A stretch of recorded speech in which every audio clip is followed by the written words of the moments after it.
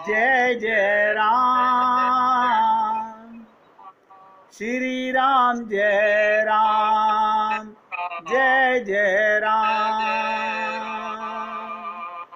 श्री राम जय राम, जय जय राम, श्री राम जय राम, जय जय राम, श्री राम जय राम, जय जय राम, श्री राम जय राम, जय जय राम, श्री राम जय राम, जय जय राम, श्री राम जय राम, जय जय राम, श्री राम जय राम, जय जय राम, श्री राम जय राम, जय जय राम। बहुत ध्यान से सुनिएगा। अगर आप गुरु के पास जा रहे हो, गुरु से पूछ रहे हो गुरु जी मैं क्या लेकर के आऊं, वो कह रहा है आप आइए, खाली होकर आइए। कह रहे नहीं कुछ तो बता दीजिए, कुछ तो ले आऊं। अरे कह तो रहा हूं निर्भर होके आइए, निर्हेतु होकर के आइए, लेकिन नहीं मानता ये मूर्ख जीव। आप मुझे अपने आप पे, सब अपने आप में सोच के रखें मैं मंदिर जा रहा हूं, खाली होकर जा रहा हूं क्या? मन को, पात्र को खाली करके जा रहा हूं क्या? पाना चाहते हैं प्रेम रस, कटोरा संसार से भर के ले जाते हैं। क्यों? मंदिरों में तो जाकर के हम कामनाएं लेकर जाते हैं। हमारे बेटे ने कहा था ये बोल देना भगवान जी को, बहू ने कहा था ये बोल देना, यही सब गुरु के पास लेकर के जाते हैं।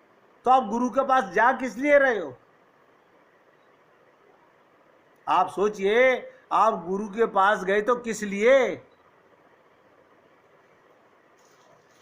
अंधकार मिटाने के लिए, प्रकाश पाने के लिए।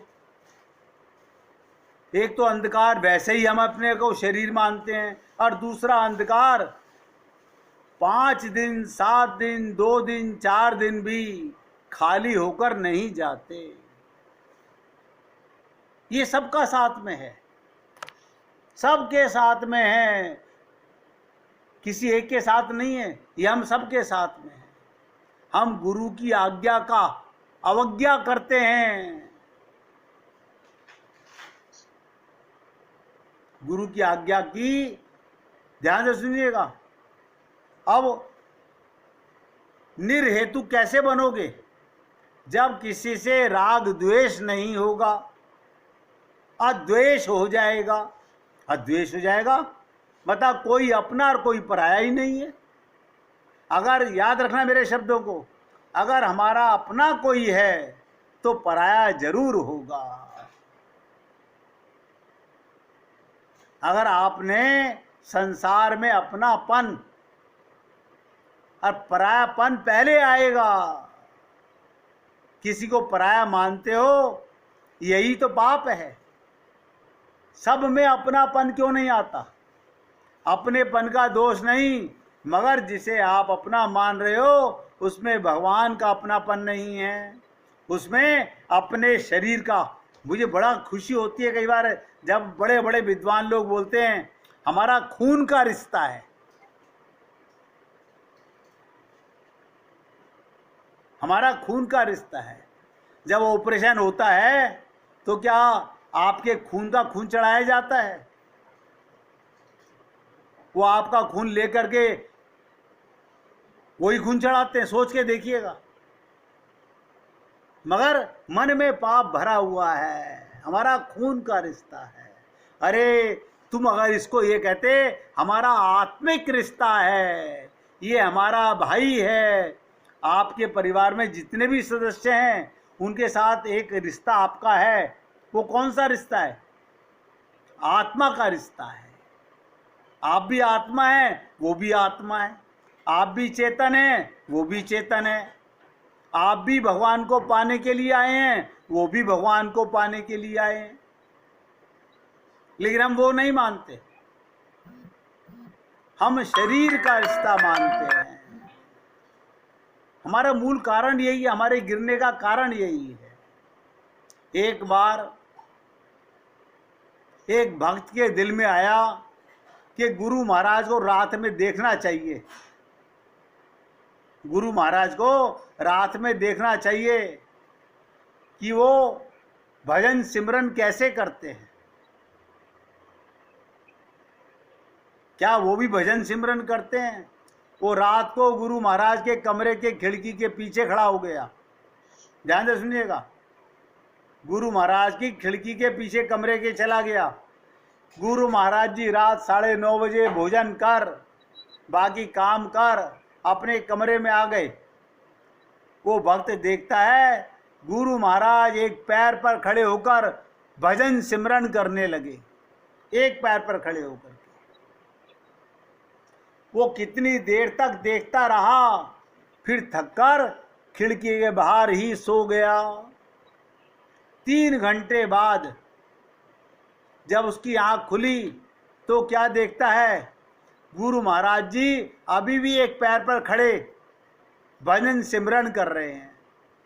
फिर थोड़ी देर बाद गुरु महाराज ने भजन सिमरन से उठकर थोड़ी देर कमरे में इधर उधर घूमे, अब फिर दोनों पैरों पर खड़े होकर भजन सिमरन करने लगे।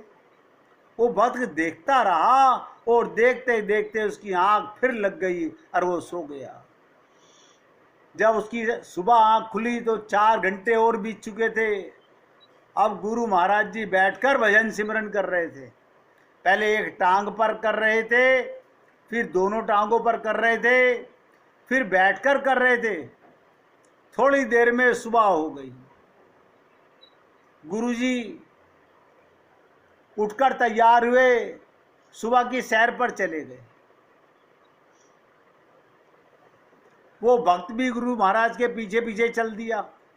रास्ते में गुरु महाराज जी को रोककर हाथ जोड़कर बोलता है, गुरु महाराज मैं सारी रात आपकी खिड़की से देख रहा था, आप रात में कितनी बार भजन सिमरन करते हैं।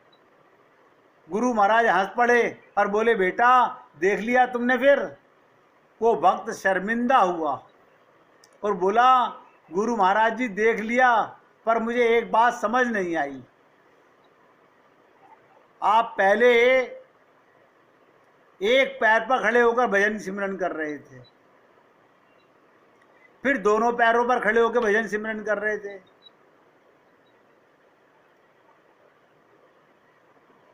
ऐसा क्यों? गुरु महाराज जी बोले, बेटा एक पैर पर खड़े होकर मुझे उन सत्संगियों के लिए, ध्यान दो, मुझे उन सत्संगियों के लिए खुद भजन सिमरन करना पड़ता है, जिन्होंने नाम दान तो ले लिया मगर बिल्कुल भी भजन सिमरन नहीं करते। मैं उनके लिए भजन करता हूं। और बोला, दोनों पैरों पर खड़े होकर के मैं उन सत्संगियों के लिए भजन करता हूं, जो भजन सिमरन में बैठते तो हैं मगर पूरा समय एकाग्र मन से नहीं बैठते, समय नहीं देते। बेटा जिनको नाम दान तो दे दिया, उनका जवाब सतपुरख में भगवान के यहाँ मुझे देना पड़ेगा कि तूने क्या सोचकर इन्हें नाम दीक्षा दी थी, क्या सोच के दिया था। इन्होंने तेरे दिए हुए नाम दीक्षा की क्या मखौल उड़ाया, क्या किया इन लोगों ने? तो वो कहते हैं, मेरे गुरु ने मुझ पर कृपा की थी और मैं नहीं चाहता कि उनको मेरी जवाबदारी देनी पड़े। क्यों? मेरे शिष्य अगर कोई पाप करते हैं तो मेरे गुरु के ऊपर चला जाएगा, तो मैं अपने गुरु को पाप से बचाना चाहता हूं। अब ये सुनकर के भक्त एकदम सन्न रह गया। अब आप सोचिएगा, आप हम लोग क्या जाने, हम क्या जाने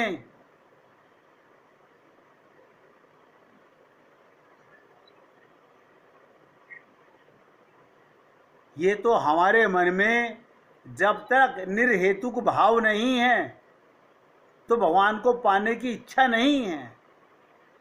राग द्वेष है तो भगवान को पाने की इच्छा नहीं है।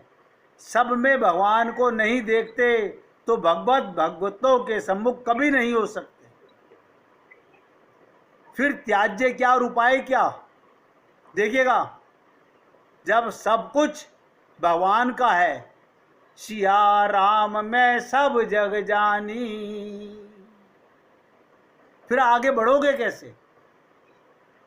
मंदिर में जाके भगवान को देख लिया, बाहर क्या नजर आएंगे? बाहर भिखारी नजर आ रहे हैं। आप बताइए, अंदर भगवान बाहर भिखारी।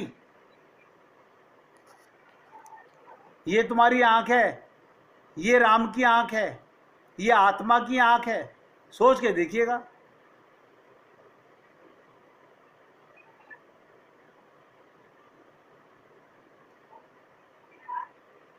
इसलिए मैंने कहा, ये साधना करने के लिए, सफर की शुरुआत के लिए, ये लक्ष्य बनाने के लिए क्या छोड़ना है और क्या पाना है।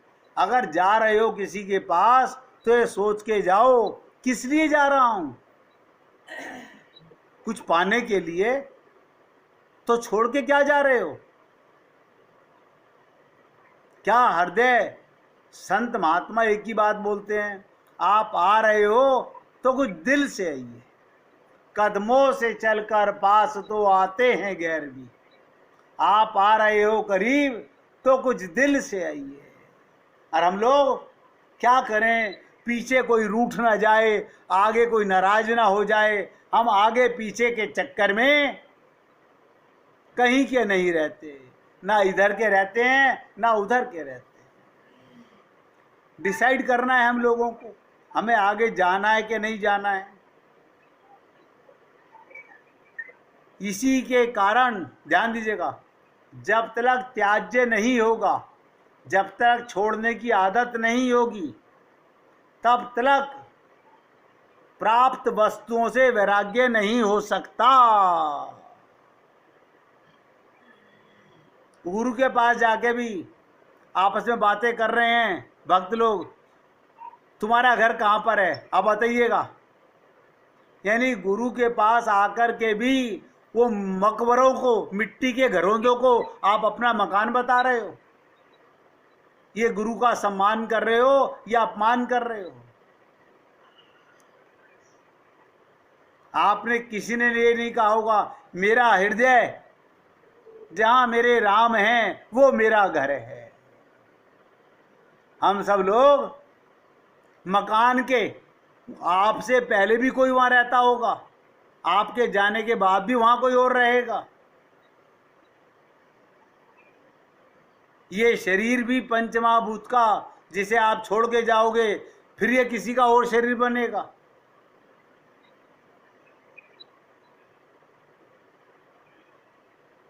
इस शरीर को भी अपना मानना पाप है।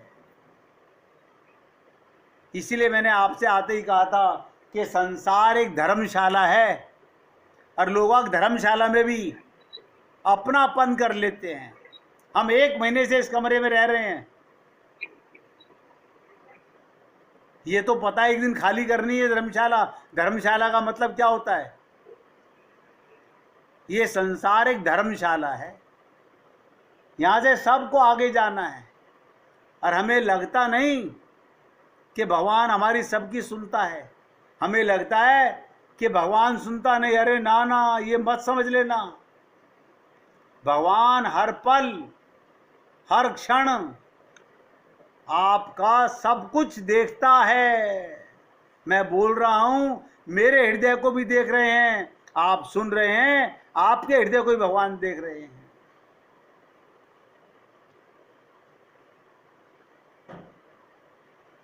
अभी तो सिर्फ 3 पेज हैं उच्चतम लक्ष्य की प्राप्ति के लिए, 3 पेज। इसी की चर्चा करने के लिए कितने दिन लगेंगे मुझे नहीं पता। सात्विक भजन होगा कैसे? ये भी अब जो हम कर रहे हैं भजन, ये तो तामसिक भजन है। अभी हम भजन कर रहे हैं, अभी परिवार के किसी सदस्य ने आगे कहा 1 मिनट मेरी बात सुनो, आपने छोड़ के भजन उसकी बात सुनी तो क्या हुआ? भजन खंडित हो गया। आप दोबारा शुरू करते हो? नहीं नहीं, भगवान से परमिशन लेके करते हो कि प्रभु जी आपके रूप में ये आया है, इसको जवाब दे दूं क्या? नहीं पूछते भगवान से। सत्संग सुनते सुनते आपके परिवार के लोग आपको टोकते हैं, कभी अपने मन में पूछते हो कि गुरुदेव 1 मिनट ये भगवान का बच्चा है इसे बता दूं? नहीं, ये भाव नहीं आता। सोचिएगा हम कहां सत्य का संग कर रहे हैं। और मैंने आपको कहा ना, ईश्वर सबकी सुनता है, सबको देखता है।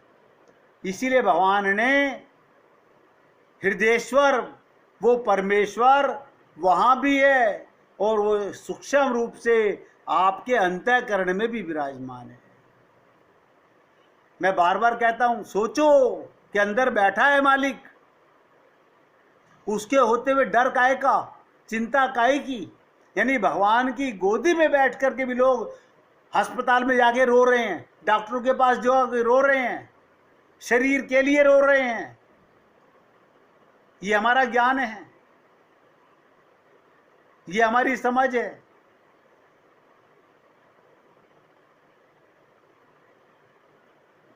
इसीलिए देखिएगा, शहर के बीचों बीच एक हाई सोसाइटी की बिल्डिंग थी।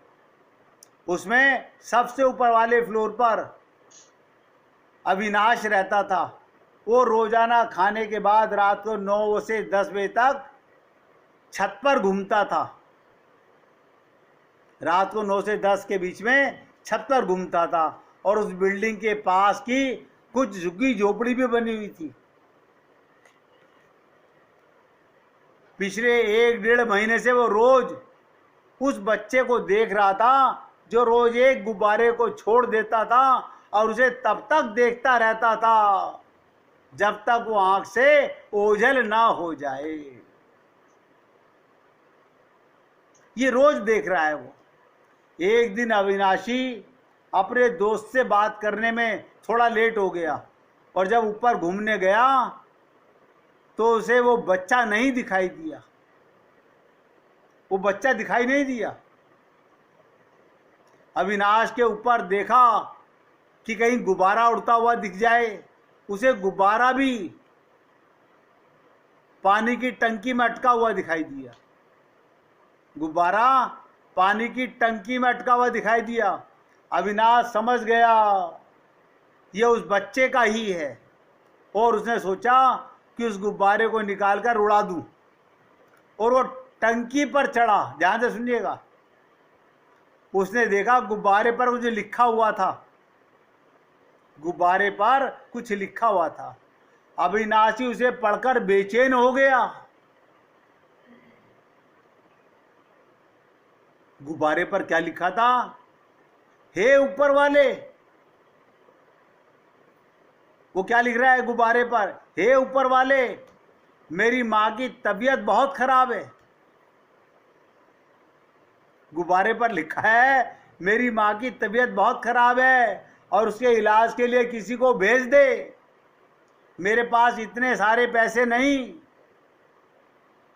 ये पढ़कर अविनाश को रात भर नींद नहीं आई और वो सवेरे उठकर उस लड़के से मिलने चला गया। उसने जाकर देखा तो सच में उसकी मां बीमार थी, उसकी तबीयत खराब थी। अविनाश ने उस लड़के से पूछा कि तुम रोज गुब्बारे पर लिखकर क्यों भेजते हो? ये तुम्हें किसने बताया? ऐसा करने से ईश्वर तुम्हारी मदद करेगा। उस लड़के ने कहा ये सब मुझे भिखारी दादा ने दिया। एक भिखारी था, उसने बताया था। एक दिन रात को मैं आ रहा था तो उन्होंने कहा मेरी तबीयत खराब है और मैं भीख मांगने नहीं जा सकता और मैं 2 दिन से भूखा हूँ, क्या तुम मुझे खाना खिलाओगे? तो मैंने उन्हें खाना लाकर दे तो दिया। उन्होंने कहा, बेटा मेरी मदद ऊपर वाला करेगा। मैंने पूछा, वो सच में मेरी मदद करेगा? दादा ने कहा, जैसे मेरे लिए उसने तुझे भेजा है वैसे वो तेरे लिए किसी को भेजेगा। अविनाश ने पूछा, तो गुब्बारे को किसने बोला? तुम रात को यूं छोड़ते हो, दिन में क्यों नहीं छोड़ते? वो लड़का बोला, दादा ने कहा था ऊपर वाला मदद करेगा, तो मैं रोज सोचता था उस बात को कैसे पहुंचाऊं, उसे कैसे तक पहुंचाऊं, उस खुदा तक। एक दिन मैंने गुब्बारे को बहुत ऊंचा जाते हुए देखा तो मुझे रास्ता समझ में आ गया। और मैं होटल में काम करता हूं, ना तो मुझे रोज रात को पैसे मिलते हैं, इसलिए मैं रात को एक गुब्बारा छोड़ देता हूं। और देखो, आज पक्का विश्वास हो गया कि परमात्मा सबकी सुनता है। आपकी टंकी पे जाके गुब्बारा अटक गया, आप मेरी सहायता के लिए आ गए, तो परमात्मा आपको ये संदेश देना चाहता था। परमात्मा खुद आके पैसे नहीं देगा, परमात्मा किसी को माध्यम बनाएगा। इसी प्रकार ये संत महात्मा भगवान के भेजे हुए संदेशवाहक हैं। ये हम लोगों को सुधारने के लिए, भगवान का प्रेम बढ़ाने के लिए जमीन पर आकर हमारा कल्याण करना चाहते हैं। अब आप सोचिएगा कि उच्चतम लक्ष्य पाना है, भगवत प्राप्ति करनी है, या जो धोखा हम अभी तक दे रहे हैं वही सब चलना है, वही लीपा पोती करनी है। निवेदन करना मेरा कार्य है। आज सत्संग को यहाँ विराम दे रहा हूँ, कल इससे आगे फिर और चर्चा करूँगा। आज मैंने सिर्फ 4 लाइनों की चर्चा की है आपके साथ में, उसे सरल करके बताने के लिए। भाई जी, आवाज आ रही है? सुना सकती हैं छंद? आपकी आवाज नहीं आ रही? हाँ भैया जी, सुनाइए, आ रही है। सुनाइए सुनाइए।